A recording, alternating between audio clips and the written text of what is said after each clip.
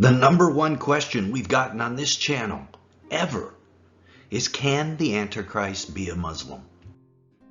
Frankly, we haven't gotten it in the form of a question, though. It is always stated, kind of bluntly, that the Antichrist can't be Islamic. No way, no how.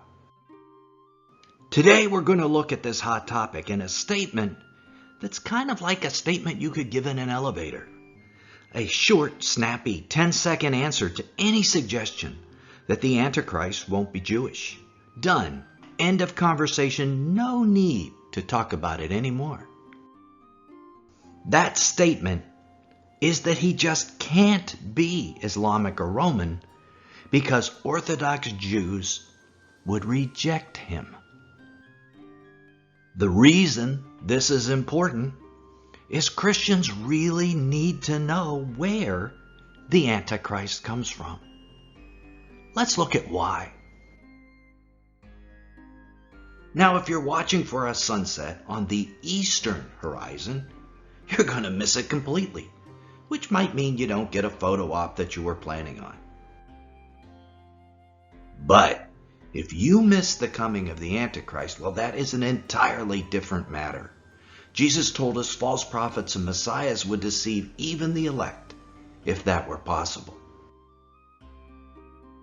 The Antichrist is going to be that good a deceiver. At least knowing where he comes from, what area of the world, gives us a leg up on having him not deceive us or other churchgoers. It's one of the scriptural tools that Jesus gave us not to be deceived. So let's imagine a charismatic Muslim man arises in the Middle East. Someone who does great miracles. Maybe he helps get the temple in Jerusalem built, and maybe even appears to rise from the dead. Then, let's say a great economic crash occurs, but he uses Middle Eastern oil money to help feed the world. There is only one catch. You have to take this mark on your right hand to buy or sell something. Do you take it? But if you're convinced the Antichrist is not a Muslim, no way, no how. Well, maybe you do take this mark, thinking this couldn't possibly be the Antichrist. The mark is safe. But what if you're wrong? What if that is the mark of the beast?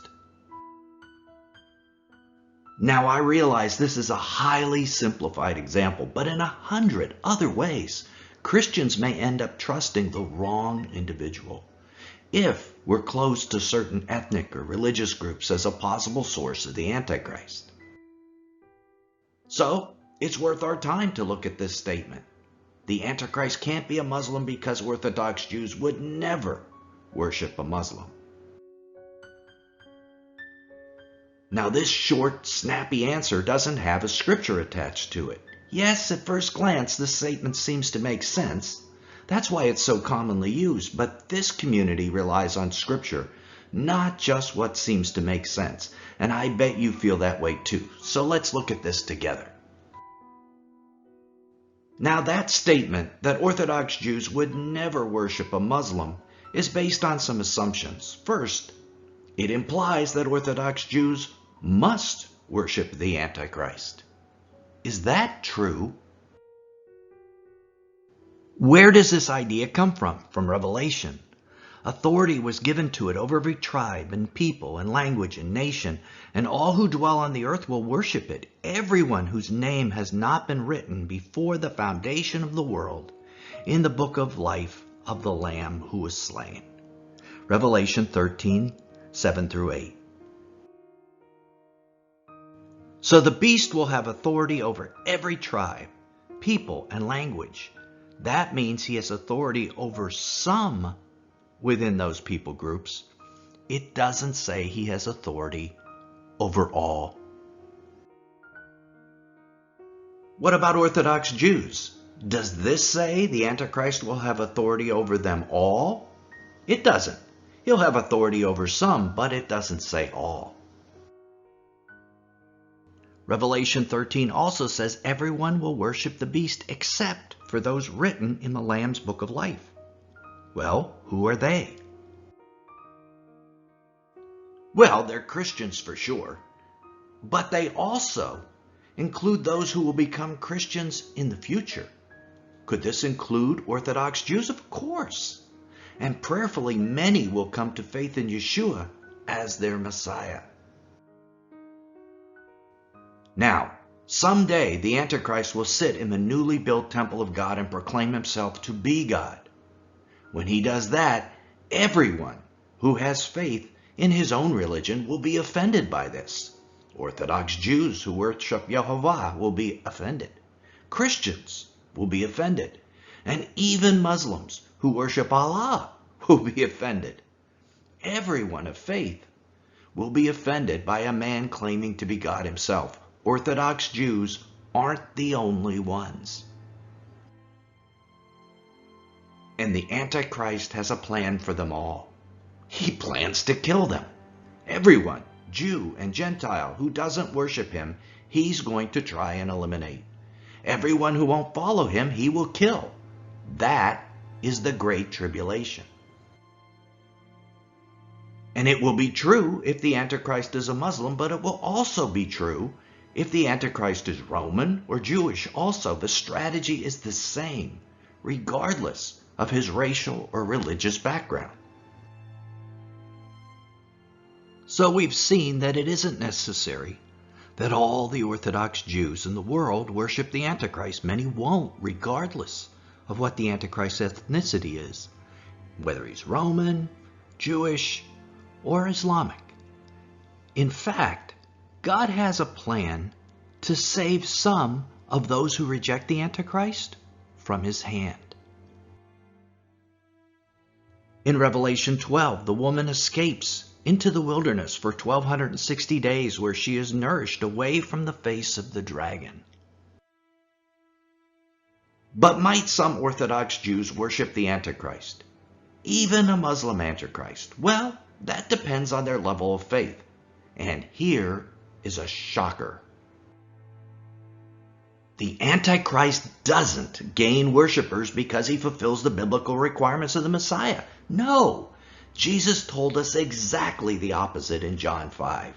But I know that you do not have the love of God within you. I have come in my Father's name, and you do not receive me. But if another comes in his own name, him you will receive. Jesus said he would come in the name of the Lord, Yehovah, fulfilling all requirements of Messiah in the Scriptures. But that another, the Antichrist, would come and not fulfill those requirements. But because the unfaithful Jewish leaders of that future day won't have the love of God in them, they would accept him anyway, even though he didn't fulfill the Torah, even though he wasn't a kosher Messiah. So Jesus tells us the Antichrist won't be a kosher Messiah. The reasons why the world worships him are given in Revelation 13, and there are 4 of them. The first is that a miracle-performing false prophet arises who tells everyone that this is the Antichrist, this is the Messiah. We see that in Revelation 13, 13 and 14. Imagine if that demonically empowered false prophet is an Israelite who claims to be Elijah the prophet, who Jews have waited for 2,500 years. Might they listen to a miracle-performing Elijah? Well, they just might. We discuss this possibility in this other popular video. If you are still struggling with this idea, give it a watch when this video is over. The second reason is his military exploits. They worship the beast, saying, "Who is like the beast, and who can fight against it?" Revelation 13:5. The third reason is the mark of the beast. When the choice is starvation or bowing down to a Muslim, Roman, or Jew, many without the love of God within them might take the mark. It won't matter what his ethnic background is. And the final reason is that everyone who doesn't worship the beast will be killed. Revelation 13:15. That is quite an incentive as well. and it won't matter about ethnic background. But notice, not one of these reasons given in the Bible is that the Antichrist fulfills Jewish requirements. Not one. So we've answered the question that the Antichrist could be a Muslim. It's possible, or a Roman, or a Jew, or even an American. But we haven't answered which one it will be. If you want to know where the Antichrist comes from, well, click right here to keep watching. And if you're not subscribed, that is the primary way you can support this channel and biblically sound videos like this. Be sure to ring the bell notification to be informed every time a new video like this comes out. Till then, this is Nelson, and I'll see you there.